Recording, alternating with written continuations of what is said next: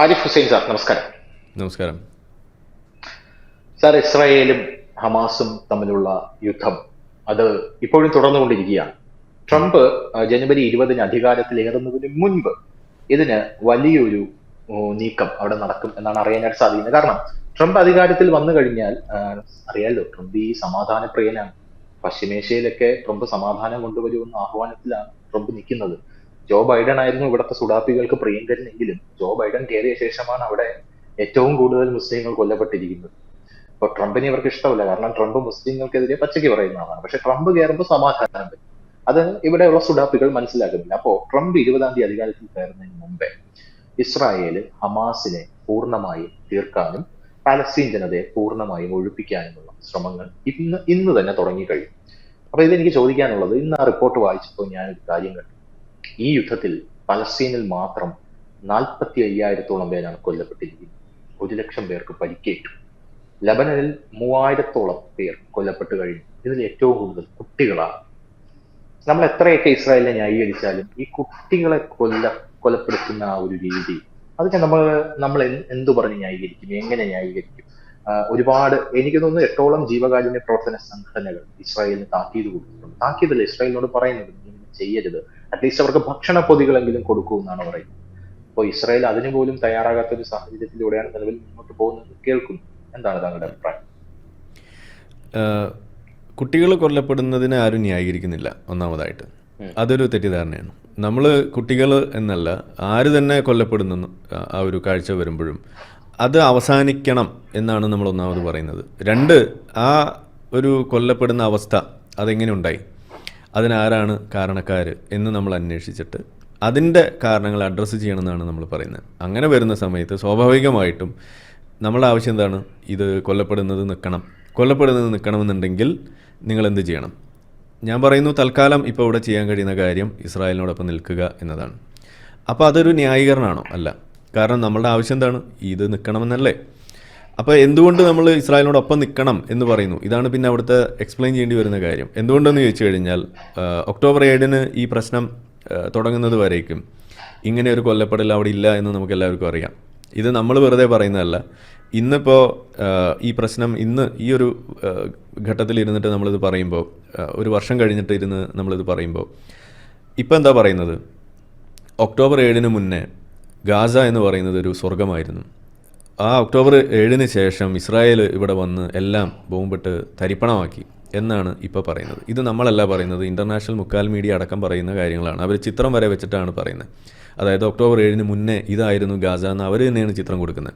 എന്നിട്ട് ഒക്ടോബർ 7-ന് ശേഷം ഗാസ എങ്ങനെയാണെന്ന് അവർ തന്നെയാണ് ചിത്രം കൊടുക്കുന്നത്. അതുകൊണ്ട് നമുക്ക് ധൈര്യമായിട്ട് അത് എടുത്ത് കോട്ട് ചെയ്യാം.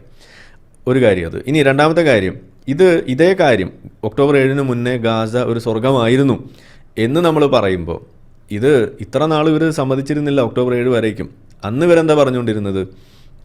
അതൊരു ഓപ്പൺ എയർ പ്രിസൺ ആയിരുന്നു എന്നാണ് പറഞ്ഞുകൊണ്ടിരുന്നത്. അപ്പോൾ ഒക്ടോബർ 7-ന് ഈ പ്രശ്നം തുടങ്ങുന്നത് വരേക്കും ഗാസ ഓപ്പൺ എയർ പ്രിസൺ ആയിരുന്നു. ഒക്ടോബർ 7-ന് അവർ നടത്തിയ ഈ ഒരു തീവ്രവാദ ആക്രമണത്തിന് ശേഷം അതിന് തിരിച്ചടികൾ വരാൻ തുടങ്ങിയപ്പോൾ ഇന്ന് അവർ പറയുന്നത് ഇത് ഗാസ സ്വർഗമായിരുന്നു, ഇപ്പോൾ അത് ആകെ പ്രശ്നമായി. ഇത് രണ്ടും ചേർന്ന് പോകില്ല എന്നതാണ് ഒന്നാമത്തെ കാര്യം. അപ്പോൾ ഇത് എന്താ സൂചിപ്പിക്കുന്നത്? നമ്മളുടെ ആവശ്യങ്ങൾ, നമ്മളുടെ ഇരവാദം അത് അവിടെ വില പോകാൻ വേണ്ടിയിട്ട് നമ്മളുടെ സൗകര്യത്തിനനുസരിച്ചിട്ട് നമ്മൾ നറേറ്റീവ്സ് ഉണ്ടാക്കിയിട്ട് നമ്മൾ ആളുകളുടെ വായിലേക്ക് തിരികെ കൊടുക്കുന്നൊരു കാര്യം ഇതാണ് നമ്മളിവിടെ കാണുന്നത്. ഇത് നമ്മൾ തിരിച്ചറിയുന്നതുകൊണ്ടാണ് നമ്മൾ പറയുന്നത് ഇതിൽ വീണ് പോകരുത്. ഇതിൽ വീണ് പോകാതെ നിങ്ങൾ നിൽക്കേണ്ടടുത്ത് നിൽക്കുക, പറയേണ്ടത് പറയുക. അത് പറയുമ്പോൾ ആളുകൾക്ക് തോന്നാം നിങ്ങൾ ഇസ്രായേലിനെ ന്യായീകരിക്കുന്നു എന്ന്. അത് നമ്മൾ കാര്യമാക്കേണ്ടതില്ല എന്നാണ് ഞാൻ പറയുന്നത്. കാരണം ഇതിലെ കാര്യങ്ങൾ വളരെ കൃത്യമാണ്.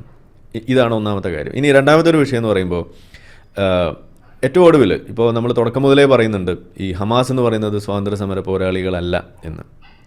നമ്മളത് പറയുമ്പോൾ ആരും വിശ്വസിക്കുന്നില്ല. എല്ലാവരും പറയുന്നത് പലസ്തീനിയൻ ജനത അവരൊരു പീഡിത വിഭാഗമാണ്, അതുകൊണ്ട് അവരെന്ത് തന്നെ ചെയ്താലും അത് നമ്മൾ അംഗീകരിച്ചു കൊടുക്കണം, അത് നമ്മൾ പുറത്തു കൊടുക്കണമെന്ന് സ്വരാജിനെ പോലെയൊക്കെയുള്ള ആളുകൾ വന്ന് ഇവിടെ പറഞ്ഞ് വെക്കുമ്പോൾ എന്താ നമ്മൾ കണ്ടത്? അവരോട് നമ്മൾ പലപ്പോഴും പറയാൻ ശ്രമിച്ചു, ഈ ഒക്ടോബർ 7-ന് ഇവർ കടന്ന് അവിടെ വന്ന് അവിടെയുള്ള ആളുകളെ വെടിവെച്ചിട്ട്, കണ്ണും മൂക്കുമില്ലാതെ വെടിവെച്ചിട്ട്, അങ്ങനെ കിട്ടുന്ന ആളുകളെയൊക്കെ തട്ടിക്കൊണ്ടു പോയിട്ട് അവരെ ഇപ്പോഴും അവിടെ കൊണ്ടുപോയി ഇതുപോലെ ബലാത്സംഗം ചെയ്തുകൊണ്ടിരിക്കുന്ന കാഴ്ച, അതിൽ നിന്നും മോചിപ്പിക്കപ്പെട്ട് പുറത്തു വന്ന ആളുകൾ ഓരോന്നും പറയുന്നത് നമ്മൾ കേൾക്കേണ്ടതാണ്. അതുകൂടാതെ രക്ഷിക്കാൻ വേണ്ടിയിട്ട് അവിടെ ചെല്ലുമ്പോൾ പോയിന്റ് ബ്ലാങ്കിൽ എത്തി നമ്മളെ രക്ഷിക്കേണ്ട ആളുകൾ എത്തി എന്നറിയുമ്പോൾ, അവരെ പിടികൂടും എന്നറിയുമ്പോൾ ബന്ദികളെയും കൊന്ന് അവരും സ്വയം വെടി വെച്ച് മുന്നോട്ട് പോകുന്നൊരവസ്ഥ, യുദ്ധത്തിലേക്ക് പോകുന്ന അവസ്ഥ. എന്നിട്ട് പോയിന്റ് ബ്ലാങ്കിലാണ് തീർക്കുന്നത്. ഇത് ചെയ്ത് ഇവരെ വെച്ച് വിലപേശൽ നടത്തുന്നത് ആരാണ്? ഇതിൻ്റെ ഇടയിൽ ഒരു തവണയെങ്കിലും ഹോസ്റ്റേഴ്സിനെ വിട്ടുകൊടുത്താൽ യുദ്ധം ഇവിടെ നിൽക്കും എന്ന് പറഞ്ഞുകൊണ്ട് UN മുന്നോട്ട് വരുന്നത് നമ്മൾ കാണുന്നില്ല. ഒരു രാജ്യവും അത് ആവശ്യപ്പെടുന്നത് കാണുന്നില്ല. ആകെ കൂടി ആവശ്യപ്പെട്ടത് ഇപ്പോൾ ഇവിടെ സൂചിപ്പിച്ച പോലെ ട്രംപ് ഇടയ്ക്ക് പറയുന്നുണ്ട്, പിന്നെ നമ്മൾ ഇന്ത്യക്കാരും ചിലപ്പോൾ പറയുന്നുണ്ട്. UN ഇതിനെക്കുറിച്ചൊന്നും മിണ്ടുന്നില്ല. ഇതൊക്കെയാണ് ഇസ്രായേൽ പറയുന്ന കാര്യങ്ങൾ. അപ്പോൾ നമ്മളവിടെ കാണുന്നത് ഈ ഹോസ്റ്റേഴ്സിനെ കുറിച്ചുള്ള വിഷയങ്ങൾ ഉന്നയിക്കുന്നതിൽ വലിയ പരാജയമാണ്. ആഗോളതലത്തിൽ തന്നെ പരാജയമാണ്. വിട്ടയക്കപ്പെട്ട ആ ഹോസ്റ്റേഴ്സായിട്ടുള്ള ആളുകൾ പോലും പറയുന്ന കാര്യമാണ്, ഞങ്ങൾക്ക് വേണ്ടി സംസാരിക്കാൻ ഇവിടുത്തെ ഇൻ്റർനാഷണൽ ബോഡീസ് എവിടെ പോയി, എന്തുകൊണ്ട് ആരും ഒന്നും മിണ്ടിയില്ല എന്ന് ചോദിക്കുകയാണ്. കാരണം അവരവിടെ നേരിട്ടത് കൊടിയ പീഡനമാണ്. ഇങ്ങനെയുള്ള സംഗതികളുണ്ടാകുമ്പോൾ ഇനിയിപ്പോൾ പ്രിസണേഴ്സ് ഓഫ് വാർ എന്ന് പറഞ്ഞാണ് പിടിച്ചുകൊണ്ട് പോകുന്നതെന്നുണ്ടെങ്കിൽ പോലും അവർക്ക് ലഭ്യമാക്കേണ്ട നിയമങ്ങൾ വരെയുണ്ട്, നീതിയുണ്ട്. അതുപോലും ഉറപ്പാക്കാൻ ഇവിടെയുള്ള ഇൻ്റർനാഷണൽ ബോഡീസ് ഇവിടെ തയ്യാറായിട്ടില്ല. ഇതൊക്കെയാണ് ഇതിനകത്തുള്ള ലംഘനങ്ങൾ എന്ന് പറയുന്നത്. അതുകൊണ്ടാണ് ഇസ്രായേൽ UN ഇങ്ങോട്ട് അടുപ്പിക്കില്ല എന്ന് ഇനി പറഞ്ഞത്. അതുകൂടാതെ UNRWA പോലെയുള്ള സംവിധാനങ്ങളെ അവർ നിരോധിക്കുന്ന അവസ്ഥയിലേക്ക് വരെ പോയത്. ഇതൊക്കെയാണ് ഒരു രണ്ടാമത്തെ ഘട്ടം എന്ന് പറയുന്നത്. ഇനി മൂന്നാമത്തെ ഘട്ടം എന്ന് പറയുന്നത്, ഇതെല്ലാം ഇപ്പോൾ ഇത്ര പറഞ്ഞ കാര്യങ്ങളെല്ലാം പുറത്തു നിന്നുള്ള വിഷയങ്ങളാണ്. ഇപ്പോൾ നിലവിൽ ഈ ഒരു വർഷം കഴിയുമ്പോൾ ഗാസയ്ക്കകത്ത് നിന്നുകൊണ്ട് നമ്മൾ കേൾക്കുന്ന കാര്യങ്ങൾ എന്താണ്? 2 കാര്യങ്ങളാണ് പ്രധാനപ്പെട്ടത് കഴിഞ്ഞ ദിവസം പുറത്തു വന്നത്. ഒന്ന്, ഈ ഗാസയിലുള്ള വളരെ ഉന്നതനായ അവിടെയുള്ള ഒരു മതപണ്ഡിതൻ നടത്തിയിട്ടുള്ളൊരു നിരീക്ഷണം. ഈ വിഷയം സംബന്ധിച്ചിട്ട് അദ്ദേഹം ഒരു ഫത്വ പുറപ്പെടുവിച്ചിരിക്കുകയാണ്. ആ ഫത്വയിൽ അദ്ദേഹം പറയുന്നത്, ഗാസ ആ ഭാഗത്തു നിന്നുകൊണ്ട് ഹമാസ് ചെയ്ത ഒക്ടോബർ 7 നടത്തിയ ആ അറ്റാക്ക് അതൊരിക്കലും സാധൂകരിക്കുന്നതല്ല, അതൊരു നീതിയല്ല, അത് ചെയ്യാൻ പാടില്ലായിരുന്നു എന്ന് പറയുന്നത് ഈ ഗാസക്കാരനായിട്ടുള്ള ഈ മതപണ്ഡിതനാണ്. ഫത്വയായിട്ടാണ് ഇറക്കിയിരിക്കുന്നത്. അതിന് അദ്ദേഹം പറയുന്നത്, നിങ്ങളിത് ജിഹാദ് എന്നൊക്കെ പറഞ്ഞ് ചെയ്തു, ശരിയാണ്, പക്ഷേ അത് ചെയ്യാൻ പാടില്ല. അപ്പോൾ ഇത് നമ്മൾ കേൾക്കുമ്പോൾ വിചാരിക്കും ഒക്ടോബർ 7 തള്ളിപ്പറഞ്ഞു എന്നാണെന്നാണ് നമ്മൾ ധരിക്കുക. അല്ല, ഒക്ടോബർ 7 തള്ളിപ്പറയല്ല പുള്ളി ചെയ്തിരിക്കുന്നത്. ഒറ്റ നോട്ടത്തിൽ ചിലപ്പോൾ നമുക്ക് പുള്ളിയോട് ഒരു സ്നേഹമൊക്കെ തോന്നി, ഒന്ന് കെട്ടിപ്പിടിക്കാനൊക്കെ തോന്നും. പുള്ളി പറഞ്ഞ എന്താണ്, നിങ്ങൾ മതിയായ പ്രിപ്പറേഷൻ നടത്താതെയാണ് അത് ചെയ്തത്. കുറച്ചും കൂടി പ്രിപ്പയർഡ് ആകണമായിരുന്നു. നിങ്ങൾ കുറച്ചും കൂടിയും സൗകര്യങ്ങളൊക്കെ ഒരുക്കി, നിങ്ങളുടെ സ്വന്തം ജനതയെ തിരിച്ചടി വരുമ്പോൾ രക്ഷിക്കാനുള്ള വഴികൾ ഒരുക്കി, അവരെ കൊല്ലപ്പെടുന്നതിൽ നിന്നും രക്ഷപ്പെടുത്താൻ, അവർക്ക് ഭക്ഷണം ഉറപ്പാക്കാൻ, അഥവാ ഇനി യുദ്ധം നീണ്ടുപോയാൽ അതിനു വേണ്ടിയിട്ടുള്ള സപ്ലൈസ് അതുവരെ ശേഖരിച്ച് വെച്ചിട്ട് വേണ്ടേ നിങ്ങൾ ഈ പറയുന്ന ഒക്ടോബർ 7 ഇറങ്ങിത്തിരിക്കാൻ. ഇപ്പോൾ ചെയ്തത് അത് കുറച്ച് കടന്ന കൈയായി, നിങ്ങൾ ചെയ്തത് ശരിയല്ല എന്നാണ് ഈ ഫത്വയിൽ പറയുന്നത്. അതുകൂടാതെ മറ്റ് പല കാര്യങ്ങൾ പറയുന്ന കൂട്ടത്തിൽ ഒരു കാര്യം പറയുന്നത് പ്രധാനമായിട്ട് ഹമാസ് എന്ന് പറയുന്ന രീതി തന്നെ തെറ്റാണെന്നാണ് പറയുന്നത്. എന്താ കാരണം? നമ്മളിവിടെ പറയുന്ന സ്വാതന്ത്ര്യ സമര സേനാനികളെ കുറിച്ചാണ് കേട്ടോ ഇത് പറയുന്നത്. അവർ ചെയ്യുന്നത് ഒരു പൊളിറ്റിക്കൽ പാർട്ടിയായിട്ടാണ് അവരവിടെ കാര്യങ്ങൾ ചെയ്തുകൊണ്ടിരിക്കുന്നത്. അവർ ഇലക്ഷനിലൊക്കെ പങ്കെടുത്തതിനെ കുറിച്ചൊക്കെ നമുക്കറിയാം. ഇസ്ലാമിന് അന്യമാണെന്നാണ് പുള്ളി പറഞ്ഞു വെച്ചിരിക്കുന്നത്. അതായത് മുഹമ്മദ് നബി പഠിപ്പിച്ചത് ഖാലിഫേറ്റ് ഉണ്ടാക്കാനാണ്, ഖിലാഫത്താണ് നമ്മുടെ ലക്ഷ്യം. നിങ്ങളോട് ആര് പറഞ്ഞു പൊളിറ്റിക്കൽ പാർട്ടി ഉണ്ടാക്കിയിട്ട് ഇതേപോലെ പ്രശ്നങ്ങൾ ഉണ്ടാക്കാൻ? അതും അനിസ്ലാമികമാണെന്നാണ് പറഞ്ഞത്. ഇതാണ് ഇതിനകത്തുള്ള കാര്യം. അപ്പം നമ്മളിവിടെ ഒരു കാര്യം പറയുന്നത്, എന്തുകൊണ്ട് ഗാസൻ ജനത രക്ഷപ്പെടുന്നില്ല? എന്തുകൊണ്ട് അവിടെ കുട്ടികൾ കൊല്ലപ്പെടുന്നു? എന്തുകൊണ്ട് അവിടെ ആളുകൾ ദുരിതം അനുഭവിക്കുന്നു എന്ന് ചോദിച്ചു കഴിഞ്ഞാൽ അത് ഇസ്രായേലിൻ്റെ മണ്ടയ്ക്ക് കയറിയിട്ട് ഒരു കാര്യമില്ല. അതിനുള്ള കാരണങ്ങൾ ഈ ഫത്വയിൽ തന്നെ ഉണ്ട്. മതിയായ ഒരുക്കങ്ങൾ നടത്താതെ അവിടെ പോയി അറ്റാക്ക് ചെയ്തു. തിരിച്ചൊരു യുദ്ധം വന്നപ്പോൾ സ്വന്തം ജനത അവിടെ കൊല്ലപ്പെടുന്ന അവസ്ഥയിലേക്ക് അവരെ കൊണ്ടെത്തിച്ചത് ഹമാസാണ് എന്ന് പറയുന്നത് ഇസ്രായേൽ അല്ല, UN അല്ല, ആരിഫ് ഹുസൈൻ അല്ല, ധനുഷ് അല്ല, ഇവിടെ ഒരു മീഡിയ അല്ല, അതിനകത്ത് തന്നെയുള്ള മതപണ്ഡിതനാണ് ഈ പറയുന്നത്. അപ്പോൾ ആരാണ് അതിന് ഉത്തരവാദി? ഇത് അവരെ അകത്ത് തന്നെയുള്ള ഹമാസാണ് ഉത്തരവാദി എന്ന് അവർ തന്നെ സാക്ഷ്യപ്പെടുത്തുകയാണ്. ഇനി ഇതിൽ അവർ എടുത്തു പറയുന്ന ഒരു കാര്യം കൂടിയുണ്ട്. നിങ്ങൾ ഈ ജനങ്ങൾ തിങ്ങിപ്പാർക്കുന്ന സ്ഥലത്ത് വന്നിരുന്നിട്ടാണ് യുദ്ധം നടത്തിയത്. അവരുടെ ഹോസ്പിറ്റൽസിൻ്റെ അടിയിൽ, അവരുടെ സ്കൂളുകൾക്കടിയിൽ, അവരുടെ അപ്പാർട്ട്മെൻറ്റ്സിൻ്റെ അടിയിൽ, അവരോട് ഒഴിഞ്ഞു പോകാൻ വേണ്ടി പറയുന്ന സമയത്ത് അവരെ പോകാൻ അനുവദിക്കാതെ അവരെ പിടിച്ചു വെച്ചിട്ട് അവരെ കൊലയ്ക്ക് കൊടുത്തത് പോലും ഈ ഹമാസാണെന്ന് പറയും. ഇതുപോലുള്ള കാര്യങ്ങൾ പറഞ്ഞു വെക്കുമ്പോൾ ഇവിടെയാണ് നമ്മൾ ചോദിക്കുന്നത്, ഇതാണോ സ്വാതന്ത്ര്യ സമര പോരാട്ടം എന്ന്? അതാണ് അതിലെ മൂന്നാമത്തെ കാര്യം. ഇനി ഇതിൽ തന്നെ മറ്റൊരു വശം എന്ന് പറയുന്നത് 2 കാര്യങ്ങളാണ്. ഒന്ന്, ഇങ്ങനെ സിൻവർ എന്ന് പറയുന്നൊരു വ്യക്തി ഇതിൻ്റെ ഇടയിൽ വലിയൊരു ചിത്രമായിട്ട് നിന്നിരുന്ന ഒരാളാണ്. ഈ ഒക്ടോബർ 7 വേണ്ടിയിട്ട് കോപ്പ് കൂട്ടി ആ ഒരു കംപ്ലീറ്റ് ഡിസൈൻ തയ്യാറാക്കിയ ഒരു വ്യക്തിയാണ് ഈ അറ്റാക്കിൻ്റെ. അയാളെ മേൽനോട്ടത്തിലാണ് ഈ ഒക്ടോബർ 7 നടത്തിയതെന്ന് പറയുമ്പോൾ പോലും ഇദ്ദേഹം 20 വർഷത്തോളം ഇസ്രായേലിൻ്റെ ജയിലിൽ കടന്ന ഒരു വ്യക്തിയാണ്. അപ്പോൾ വലിയ മാനസാന്തരം ഉണ്ടായി, അദ്ദേഹത്തിന് ഒരു ബ്രെയിൻ സർജറിയൊക്കെ നടത്തി ഒക്കെയാണ് ജീവിതത്തിലേക്ക് തിരിച്ചു വന്നതെന്നൊക്കെ നമ്മൾ പറയുന്നു. അങ്ങനെ തിരിച്ച് ഗാസയിലേക്ക് വന്ന് ജീവിച്ച് അങ്ങനെ പോകുന്നതിൻ്റെ ഇടയിലാണ് ഈ ഒരു അറ്റാക്ക് വിഭാവനം ചെയ്ത് നടത്തിയത്. അപ്പോൾ അതിൻ്റെ ഇടയിലുള്ള ആ ഒരു വലിയ പീരീഡ് ഉണ്ട്, ഒരു 6 വർഷത്തോളം നീണ്ടു നിന്ന് ആ ഒരു പീരീഡിൽ ഇസ്രായേൽ തെറ്റിദ്ധരിക്കുകയാണ് ചെയ്തത്. അതായത് ഇതൊരു സമാധാനമാണ്, അവിടെ സമാധാനം വന്നിരിക്കുന്നു എന്ന് തെറ്റിദ്ധരിച്ചു പോയി എന്നുള്ളതാണ് അവർ തിരിച്ചറിയുന്നത്. ഞാനൊരു ഇസ്രായേലി വനിത ആയിട്ടുള്ള നേരിട്ടുള്ള ഒരു സംഭാഷണത്തിൽ അവർ നേരിട്ട് സൂചിപ്പിക്കുകയാണ്, അവരുടെ വീടിന് തൊട്ടടുത്തുള്ള വ്യക്തി അവിടെ പലസ്തീനിൽ നിന്നുള്ള ഈ ഗാസയിൽ നിന്നുള്ള ഒരു യുവാവാണ് അവിടെ ജോലിക്ക് വന്നിരുന്ന ആൾ അവിടെ കയറിയിട്ട് അതേ വീട്ടിൽ പോയിട്ട് വെട്ടിക്കൊല്ലുന്നത്. കാരണം ഈ ഇസ്രായേലിൽ കടന്നു വന്നുകൊണ്ട് ജോലി ചെയ്യാനുള്ള പാസ് ഉപയോഗിച്ചുകൊണ്ട് ഇൻസൈഡറായിട്ട് വന്ന് നിന്നുകൊണ്ട് അകത്ത് നിന്നിട്ട് ഇതേപോലെ പണിയൊപ്പിച്ച പരിപാടി ഇതാണ് അവർ ചെയ്യുന്നത്. ഇതൊക്കെയാണ് അവർ ഇസ്രായേൽ എന്തുകൊണ്ട് ഇവരെ ഭയക്കുന്നു, എന്തുകൊണ്ട് ഇവരെ അകറ്റി നിർത്താൻ ശ്രമിക്കുന്നു എന്ന് ചോദിച്ചു കഴിഞ്ഞാൽ ആ ഒരു സ്പെഷ്യൽ സെക്യൂരിറ്റി കൺസേൺ എന്ന് പറയുന്നത് ഇതാണ് നമ്മളിവിടെ അഡ്രസ്സ് ചെയ്യപ്പെടാതെ പോകുന്നത്. ഇനി അവസാനമായിട്ട് ഇതിനകത്ത് പറയാനുള്ളത്, ഇതിൽ കൊല്ലപ്പെടുന്ന ആളുകളുടെ സ്വഭാവം. നമ്മൾ പറയുന്നു സിവിലിയൻസ് കൊല്ലപ്പെട്ടു, കുട്ടികൾ കൊല്ലപ്പെട്ടു എന്ന് പറയുന്നു. കുട്ടികളും സ്ത്രീകളും എങ്ങനെ കൊല്ലപ്പെട്ടു എന്നുള്ളത് ഇതിനോടകം തന്നെ ആ ഫത്വയിലും അതുപോലെ തന്നെ ഇന്നലെ പുറത്തു വന്ന ഒരു വീഡിയോ ഉണ്ട്, അതിനകത്തും പറയുന്നത് എന്താണ്, ഹമാസാണ് ഞങ്ങളെ കൊലയ്ക്ക് കൊടുത്തത് എന്ന് കൃത്യമായിട്ട് പറയുന്നുണ്ട്. അതിനി നമ്മൾ ഇലാബറേറ്റ് ചെയ്യേണ്ട കാര്യമില്ല. എന്നാൽ ഇതിനകത്ത് കൊല്ലപ്പെട്ട സിവിലിയൻസ് ആയിട്ടുള്ള പുരുഷന്മാരുണ്ട്, കുട്ടികൾ, ആൺകുട്ടികളുണ്ട്. ഇവർ യഥാർത്ഥത്തിൽ സിവിലിയൻസ് ആണോ അല്ലേ? ഇതെങ്ങനെ നമ്മൾ തീർച്ചപ്പെടുത്തും? നിങ്ങൾ ഒക്ടോബർ 7 നടക്കുന്ന ആ വീഡിയോയുടെ വിഷ്വൽസ് ഹമാസ് തന്നെ പുറത്തുവിട്ടതുണ്ട്, അത് നിങ്ങളെടുത്ത് പരിശോധിക്കാം. അതിനകത്ത് നിങ്ങൾ കാണുന്ന സൈക്കിളിലും ട്രാക്ടറിലും അതുപോലെയുള്ള ചെറിയ ചെറിയ കൊച്ചു വണ്ടിയിലും മറ്റേ മോപ്പഡിലും ഒക്കെ കടന്നു ചെന്നുകൊണ്ട് അറ്റാക്ക് നടത്തുകയും അവിടെ പോയിട്ട് അവിടുന്ന് ആളുകളെ കെട്ടിവലിച്ച് തിരിച്ച് ഗാസയിലേക്ക് ബോർഡർ കിടക്കുന്ന കാഴ്ച നിങ്ങൾ കാണാം. ഇവരാരും തന്നെ പട്ടാള വേഷത്തിലല്ല, ഇവരാരും തന്നെ ഹമാസ് എന്ന് നെറ്റിയിൽ എഴുതി ഒട്ടിച്ചിട്ടുമല്ല ഇത് ചെയ്യുന്നത്. ഇവരെ കണ്ടു കഴിഞ്ഞാൽ ഇവർ സിവിലിയൻസ് ആയിട്ട് തന്നെയാണ് അവിടെ പോയി അറ്റാക്ക് ചെയ്യുന്നത്.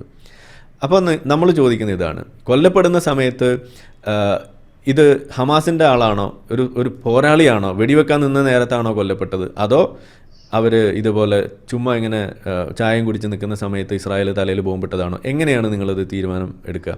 സാധിക്കില്ല എന്ന് തന്നെയാണ് ഞാൻ പറഞ്ഞു വെക്കുക. അപ്പോൾ അതുകൊണ്ട് തന്നെ UN മുന്നിലേക്ക് കണക്കുകൾ വെക്കേണ്ട ഒരു ഘട്ടം വന്ന സമയത്ത് കണക്കുകൾ പോലും തിരുത്തുന്ന അവസ്ഥ ഇവിടെ ഉണ്ടായിട്ടുണ്ട്. കാരണം എന്താണ്, ഈ ഹമാസ് കൊടുക്കുന്ന കണക്ക് വിശ്വസിക്കാതെ വേറെ നിവൃത്തിയില്ല.